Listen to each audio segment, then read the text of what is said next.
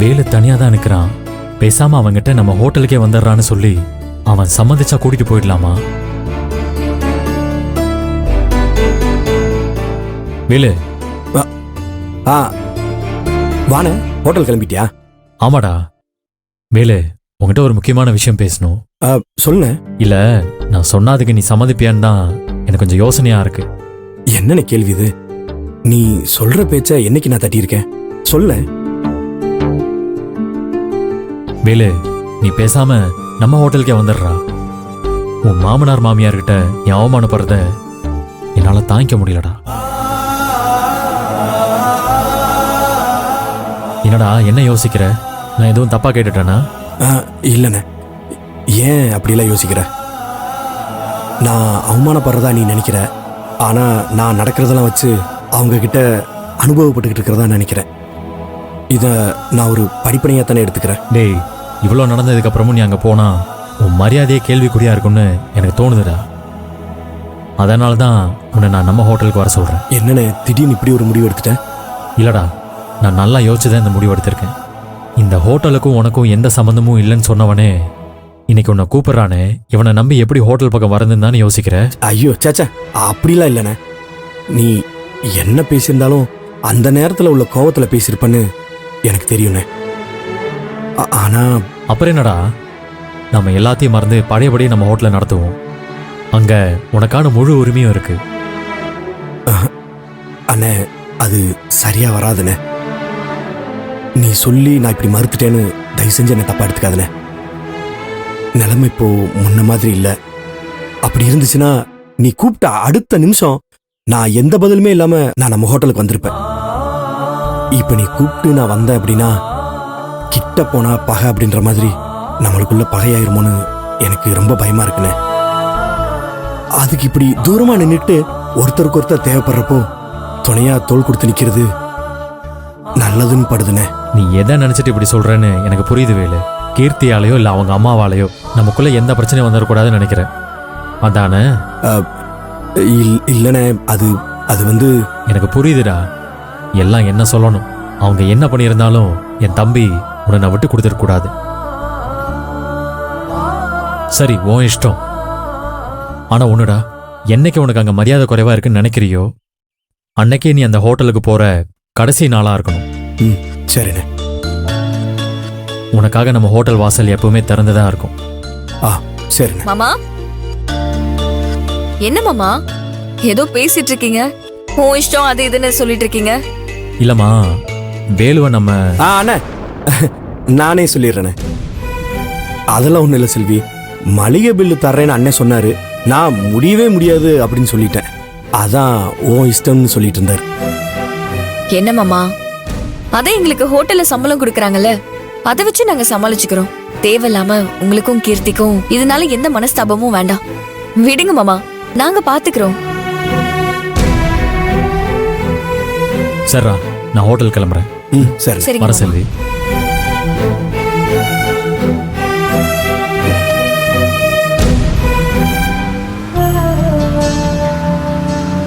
வேலு, நம்ம ஹோட்டலுக்கு கிளம்பலாம். நைட்டு நான் சொன்னதெல்லாம் ஞாபகம் இருக்குல்ல? நீங்க சொன்னது எப்படிங்க மறப்பேன்? போலாமா?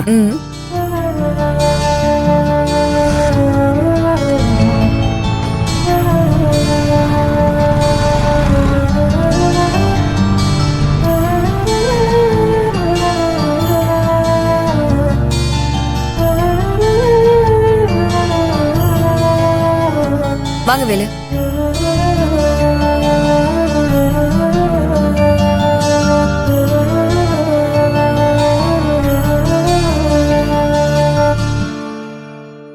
வேலு, என்னாச்சு? ஒண்ணு இல்லைங்க. வாங்க.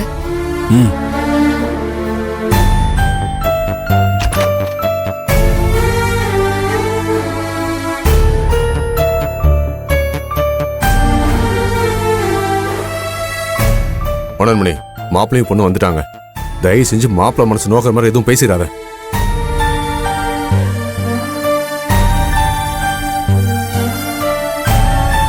வாங்க மாப்பிள்ள. வாமா செல்வி.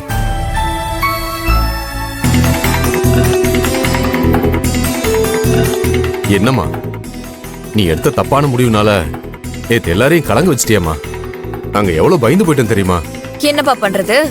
சில சமயம் நாம எதிர்பார்க்காத விஷயங்கள் எதிர்பார்க்காதவங்க கிட்ட இருந்து வரும்போது நம்மள அறியாம சில விஷயங்கள் நடந்துருது.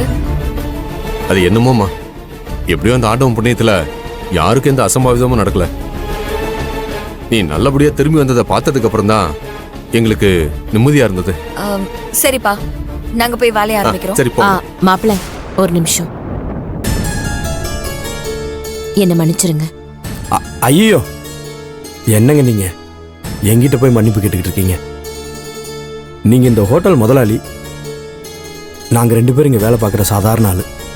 நீங்க எதுக்கு மன்னிப்பு கேட்குறீங்க? மாப்பிள்ள, ஏன் இப்படிலாம் பேசுறீங்க? அவதான் ஏதோ புத்தி கிட்ட போய் உங்க மனசு நோக்கும்படி பேசிட்டா. அதை போய் பெருசா எடுத்துக்கிட்டு நீங்களும் இப்படி பேசுறது எங்களுக்கு கஷ்டமா இருக்கு மாப்பிள்ள. அப்பா, அம்மா ஒன்னும் தெரியாமலாம் பேசல. தெரிஞ்சேதான் வேணும்னே எங்க மனசு கஷ்டப்படணும்னு அவங்க பேசினாங்கன்னு எங்களுக்கு நல்லா தெரியும்.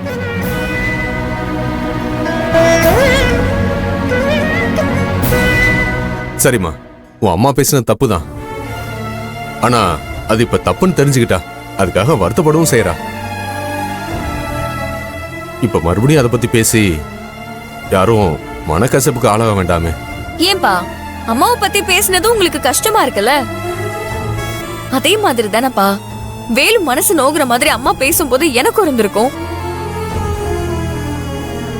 இங்க பாரு செல்வி, நான் ஒண்ணும் மாப்பிள்ள மனசு நோக்கணும்னு இந்த மாதிரி பேசல. மாப்பிள்ளைக்கு எதிராக நடக்கிற சம்பவத்தை அவருக்கு உணர்த்தணும்னு தான் நேத்து நான் அப்படி பேசினேன். மாப்பிள்ள அதை தப்பா புரிஞ்சுக்கிட்டாரு. இங்க பாருமா, நீ எதை மனசுல வச்சுக்கிட்டு இப்படி எல்லாம் நடந்துக்கிறேன்னு எங்களுக்கு நல்லாவே தெரியும். இப்படி எல்லாம் நீ எங்களை அவமானப்படுத்தினா நாங்க அவமானம் தாங்க முடியாம எல்லாத்தையும் விட்டுட்டு தண்ணி குடுத்துரும் வந்துருவோம்னு நினைச்ச. ஆனா நீ நினைக்கிறது ரொம்ப தப்புமா. ஏய் மா, இல்லடி, நீ எதுவும் சொல்ல வேண்டாம். இப்ப கூட உன்னோட கணக்கு தப்புன்னு உனக்கு உணர்த்ததா நீ எவ்வளவு அவமானப்படுத்தினாலும் அத பத்தி கவலையே படாம திரும்பவும் இங்க வந்து நின்னுட்டு இருக்கோம். இதுல வேடிக்கை என்னன்னு தெரியுமாமா? நீ பண்ணது எதுவுமே உன் மனசுல இருந்து பண்ணலன்னு எங்களுக்கு தெரியும்.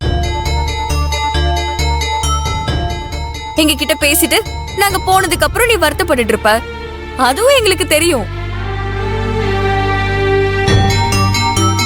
எதுக்குமா இந்த அனாவசியமான வேலையெல்லாம்? நீயாவே இருக்கலாம்ல. இதெல்லாம் நீ வேணும்னு பண்ணிட்டு இருக்க நாடகம்னு எங்களுக்கு எல்லாம் தெரியாதுன்னு நினைச்சிட்டு இருக்கியா? நான் உன் பொண்ணுமா.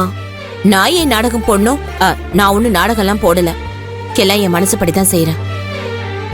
என்ன நீ புரிஞ்சுக்கிட்டு இருந்திருந்தா நான் சொல்றத கேட்டு உனக்கு ஆபத்து இருக்கிற அந்த குடும்பத்தை விட்டு நீ பிரிஞ்சு தனியா வந்திருக்கணும்.